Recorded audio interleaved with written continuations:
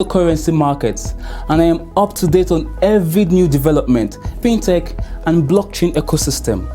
All because I watch the Inside Blockchain show on Crypto TV Plus. Every Monday morning, Crypto TV Plus brings you news headlines of top stories, interview with an expert, and give you detailed market analysis to enable you make the right business moves. Now you too can become a smart investor if you don't miss it. The Inside Blockchain show, only on Crypto TV Plus.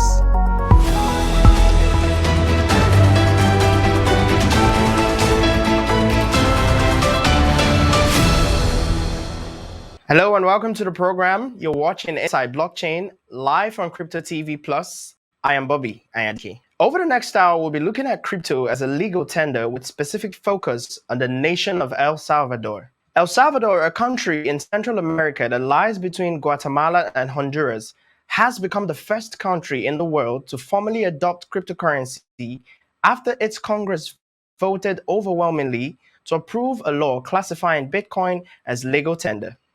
The president of El Salvador, Nayib Bukele, said it's an initiative he hopes will boost foreign investment, improve financial inclusion, and generate jobs.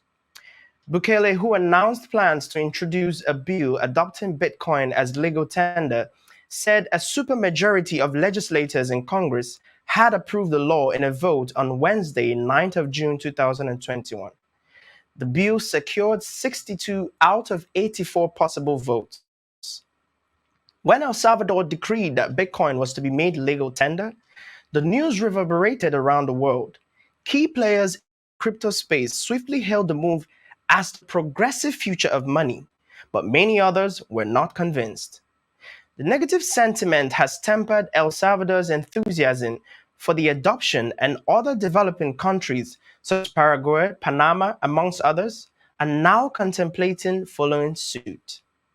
Skeptics, meanwhile, voiced concerns over transparency and the environmental impact of Bitcoin.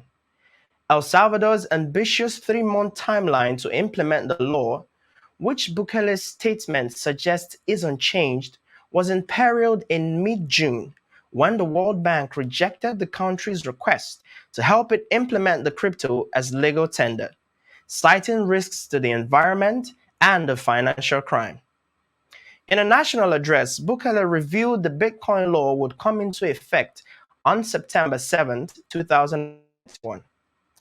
The president also addressed widespread concerns that Bitcoin use might become mandatory in El Salvador, which will continue to use the US dollar, which has been their legal tender since 2001, reassuring citizens the use of Bitcoin will be optional.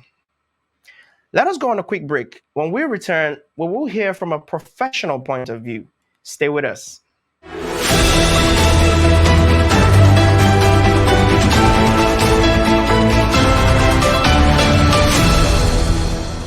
There have been many blockchain platforms, and one of them which has recently come to the limelight is Solana.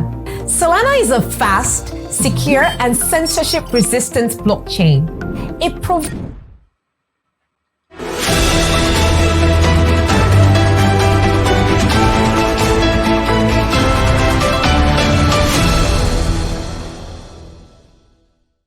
Welcome back. You're watching Inside Blockchain live on Crypto TV Plus. Joining us live is Emeka Ezike, Marketing Associate at Paxful and VP Media and Publicity at SIBAN. You're welcome to the program, Emeka. Yeah, thank you so much. I appreciate that. And I look forward to sharing my views about the topic that has been discussed. Thank you so much. I appreciate Bobby. Thank you. Yeah, you're welcome, Emeka. So let's just dive right into it. Now, Bitcoin's lack of liquidity may make it difficult for El Salvador's crypto adoption as legal tender. What is your take on this? So basically, the adoption is not all about liquidity. Looking at the statistics of the diaspora, first of all, you have to understand the point of view of the government, why they actually want to adopt Bitcoin. Diasporas of El Salvador's abroad, about 3 million plus of El Salvador's live abroad. and this amounts to about 21% of the GDP of El Salvador. That is about 5 point something billion worth of diaspora remittance that comes into the country, and having to depend on dollars in dollar alone, there is a limit to what you can do. So what did they do? They're like, okay, let's have an alternative source of bringing in back this fund back into the country. And what they thought of using a decentralized model.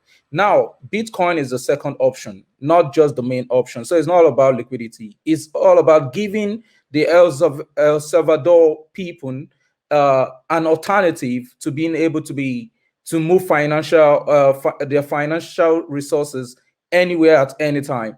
And this is all about also being able to say the small island is looking for income, for money to come into El Salvador, so investment can easily be started up in El Salvador. Now, I know a lot of people will say liquidity. How do all these investors always source liquidity? It's the same thing as dollar.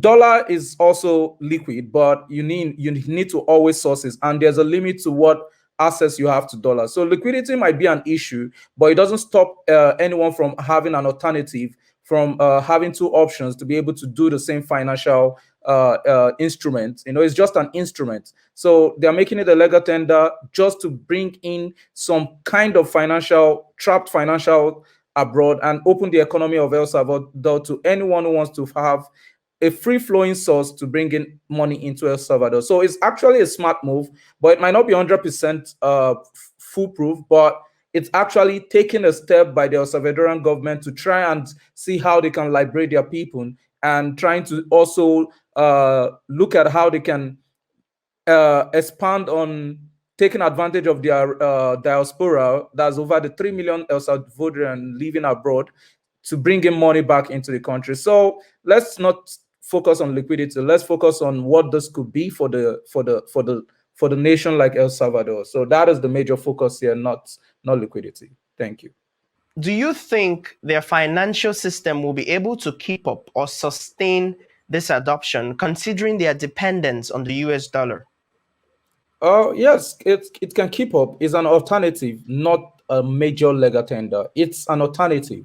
Having an alternative car doesn't mean the main car doesn't still moves or drive whatever you want it to drive. The alternative option is looking at the problem they've had in the long run, looking at the situation of the El Salvador people in the past maybe decade, and the government were like, okay, we've been having this trap of people complaining about bringing in funds into the country due to limitation.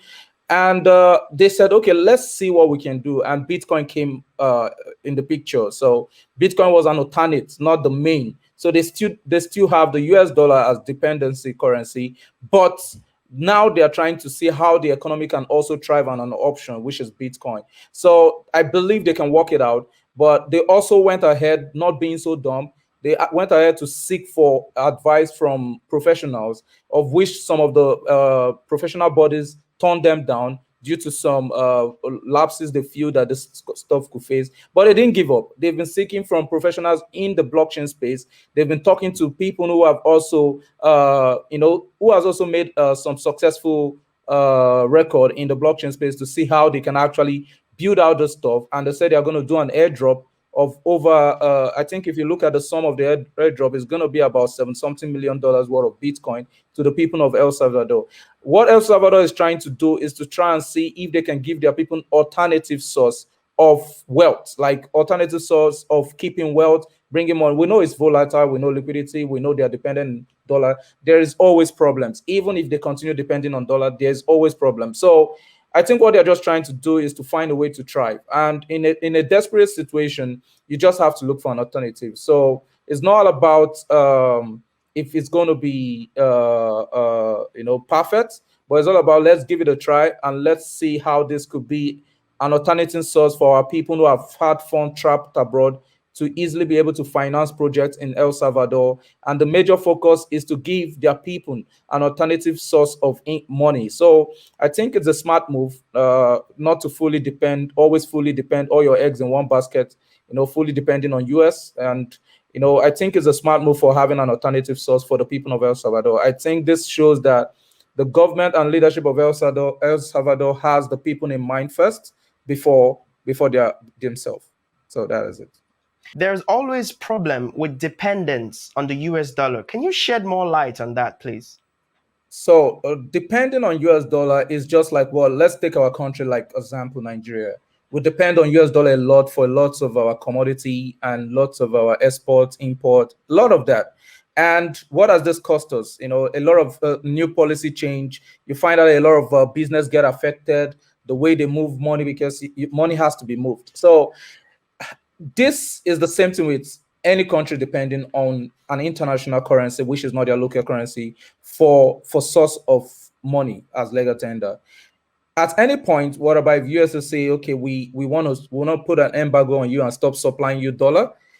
How frequent? They don't print their own dollars. So how frequent, how assured are you that there won't be a situation tomorrow and US say, we want to cut you off from supplying you dollar? Or this is all political game. They might want to use it as a political guard to say, we need El Salvador to do something for us. If you don't do it, we'll cut you off from the certain benefit you get, or something like that. So I think sometimes fully depending on an international source for something that sensitive, it's not really a smart move. So having an alternative is actually an option. So tomorrow, if USA goes ahead and say they want to play the card of using the legal tender of US dollar to play politics with El Salvador, and they have Bitcoin fully adopted in the system, they can easily tell US, oh, wait, we don't care, and we'll keep on going with what we want to do. So I think they're trying to escape that control system and being able to be a country that can depend on itself without relying on the US. So alternative option is,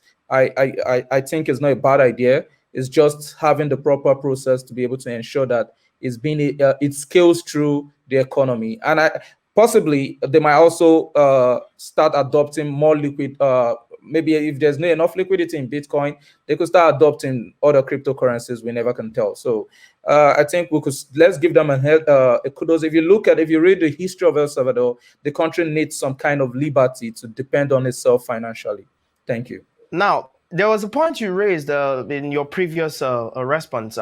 Now, this begs the question, the International Monetary Fund, JP Morgan, and some concerned key players shared certain concerns on El Salvador's Bitcoin adoption, claiming that Bitcoin is not a sustainable asset. What is your take on this? Yeah, so government has also brought up, let's think about it. Is it that all the policies or all whatever the government has implemented ever been 100% correct? Even the same professionals advising the El Salvador people have actually made thousands of mistakes in implementing policy. And in this situation, it's just all about someone else bringing something to you because they always need you. So what made they made those statements? El Salvador went to them for a $1 billion kind of funding, as needed fund for the El Salvador, contracts and economic funding. And due to the concern that they want to adopt an alternative currency, the IMF or the JP Morgan, they are like, oh, this is a volatile currency. How are we sure that we can trust that you can keep this stable and all that? But I feel it's just still the political card, whereby, oh, these guys want to find an alternative source, not fully depending on the dollar. I can't fully say, I don't work at the IMF, but I also feel that IMF has a legitimate concern, looking at Bitcoin not being so volatile. But you can't always say that those professionals are 100% correct. But I also don't want to say that they're 100% wrong. But the situation here is that IMF has to be realistic in finding a balance with the people of El Salvador. You can't say that the millions of El Salvador who has embraced Bitcoin or their parliament, the government system, and you feel that you just want to, you want to just deny them that progress and feel that whatever you think is your idea to a better economic system should be implemented.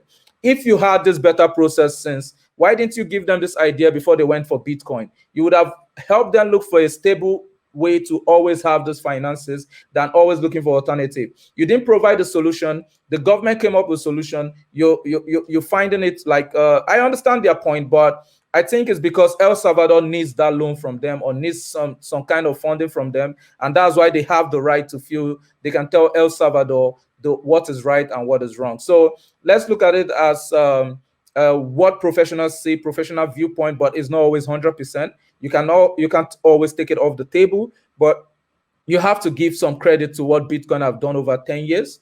And you see the success, even with lots of these professionals talking back about it. But it has found its way to keep growing because it's a community thing. So if the community of El Salvador are into the Bitcoin stuff and want to hold on to it, I think give them a chance to try it out. Then you could find a way to remodel your economic system. As the IMF, you're all professionals. They are experts. They're going to find a way to remodel this volatile system. They do stocks. So I think there's no big problem for them to find out a way to model a volatile system to be able to suit whatever plan of business they want to deal with El Salvador. So that's my point on that. Thank you. Now, moving forward, countries like Paraguay, Panama, Mexico, Tanzania, amongst others, have shown their interest in making Bitcoin mainstream within their financial systems. Do you think this will be feasible considering the volatility of Bitcoin? Well, truly, looking at the volatility of Bitcoin, I think all these countries, they are actually also having international people discussing how they can actually make this feasible. And let me give you an example. There are some NGOs that accept Bitcoin, but due to they know it's volatile, what do? They plug it into an API that converts the Bitcoin immediately to a stable dollar or stable currency. And this is what I feel El Salvador and the Central American people who are interested in this can actually find a way to model the volatile system to have a stable way of converting the immediate received amount into a stable currency. Like I said, there's always challenges. But if the people of the Central American, those people are feeling that they need an alternative source, there is something common with the Central American. They are people who always travel to to the South American, travel around the world to work, and that means a lot of them are spread across the globe. And these countries are also kind of trying to still develop, and they need this outsourced revenue from their brothers abroad. So if they see the potential in using Bitcoin to enable themselves financially, I think the only thing we could do here is to see how they can actually create a system that makes this work. So I can't say it's 100% perfect, but I said a process could be built in that makes Bitcoin a legal tender. Bitcoin itself is a digital asset. I don't think of it as a legal tender. I see it as an asset. So you hold asset, but you can also convert asset to stable liquidity by having a process, and you can plug all this with APIs and having liquidity source from our big exchanges globally around the world. So I think it's just for people who are ready to partner with these countries and find a crypto bank that is ready to convert Bitcoin as they receive it immediately to a stable currency. That way, the value received remains stable. So that's the way I look at it. Thank you. All right, Emeka, stay with us. Let us go on a quick break. More to come. Don't go anywhere.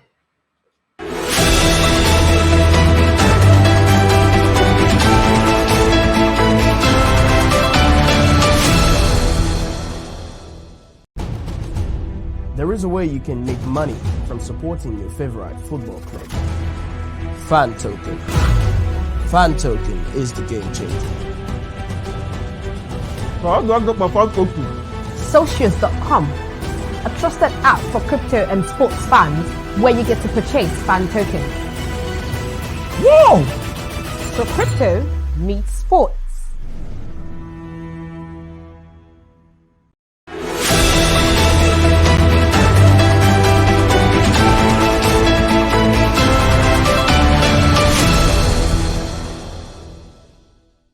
Welcome back. You're watching Inside Blockchain live on Crypto TV Plus.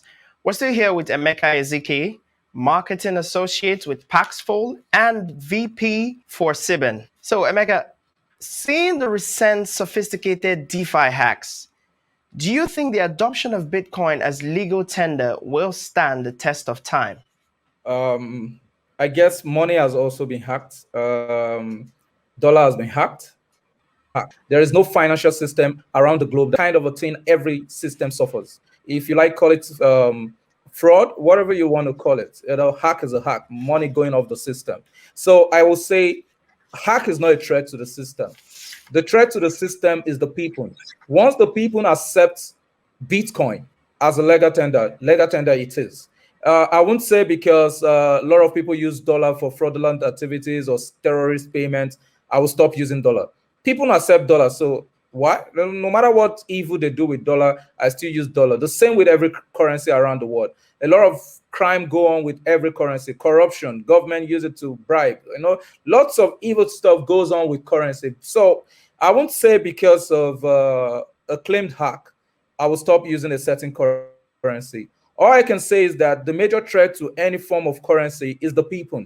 Once the people stand with the currency, then I think hack is not an issue. So I would say to that question that no matter the amount of hack that happens in the space, what we need is for people to accept Bitcoin as a legal tender, and we're done with that. Yeah, thank you. But you would agree with me that people need some sort of reassurance.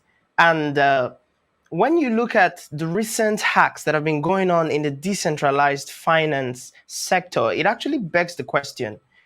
People want to know how secure, how reliable is this cryptocurrency that you want them to adopt? So basically, what I would say is that the assurance here is Bitcoin has actually been developed by people. There is no actually any team. It's the people that has actually created a trust system, the consensus system. The trust system is dependent on the code and the people behind the screen miming it and giving that assurance. Now, the second layer of security will now be on the platforms. The platforms that are going to be taking this core network to be implemented and making it, giving it a user interface, friendly interface. Now, like the bank, CBN is the back end. So the Bitcoin core network is like CBN, is the back end. Now, the banks, like the local banks, like JP Morgan Chase, name them all around across the globe, are the ones who are now to create a system to create a confidence on the people. The network is secure to a point because finally, I think we've achieved to a certain point whereby if anyone wants to achieve an attack on the Bitcoin network, it's going to spend more than what it plans to get. So hacking the Bitcoin network on itself, it's almost unachievable now. But hacking maybe a platform like our local currency platforms, it's something achievable. So it will be dependent on those wallet service to give confidence to the people that they can secure their funds, maybe by having an insurance system.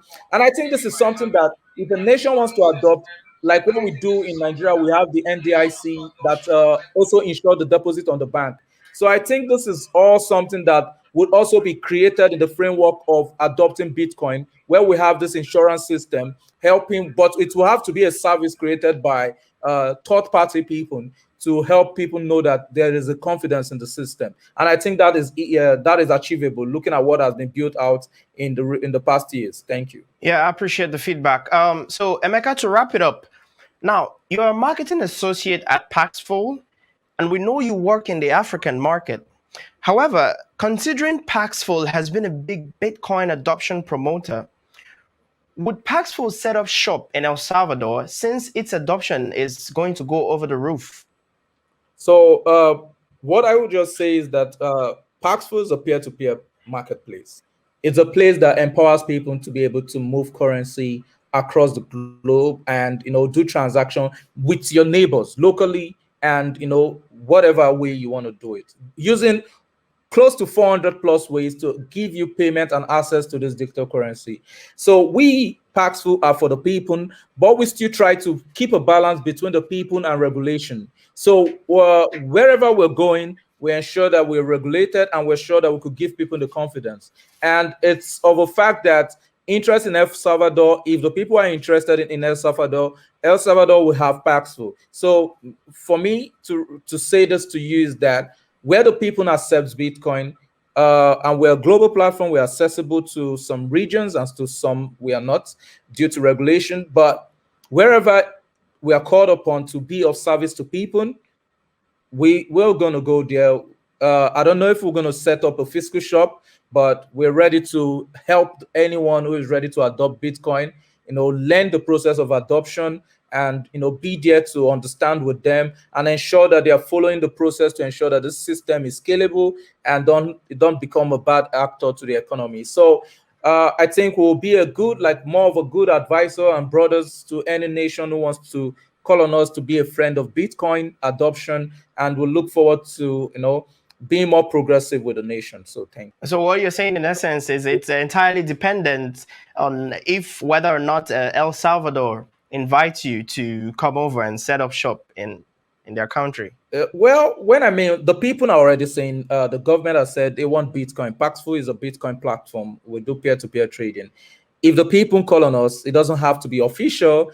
We go there and we follow the due process to ensure we are in the market. But what I'm just trying to say is that we just don't go to the market because we feel we can go to the market. We go to the market with due process and ensure we have everything on ground. Like if you go through the social media, you'll find out that our CEO, Ray Paxful, was at El Salvador to help the government, had discussion with the government. So like I said, where we're called upon, we'll go to those regions and find a proper way to create a fine process that could enable the scalability of Bitcoin adoption in those regions. Thank you. Thank you so much, Emeka Ezike. It's been a pleasure having you on the show. We really appreciate your contribution and your insight, genuine insight to the topic at hand. Thank you so much for being on the show, Emeka. Do have a wonderful day. Yeah, thank you. And with the emergence of central bank digital currencies, or CBDCs, and potential suitors for the status of a global reserve currency, one thing is for sure. We are in for an exciting show in this next era of the evolution of digital currency. And that will be all in today's program. You can get more market updates and all the happenings captured within the world of blockchain and cryptocurrency on our website, cryptotvplus.com. Follow us on social media, Facebook and Twitter at CryptoTVPlus to get daily info on our programs.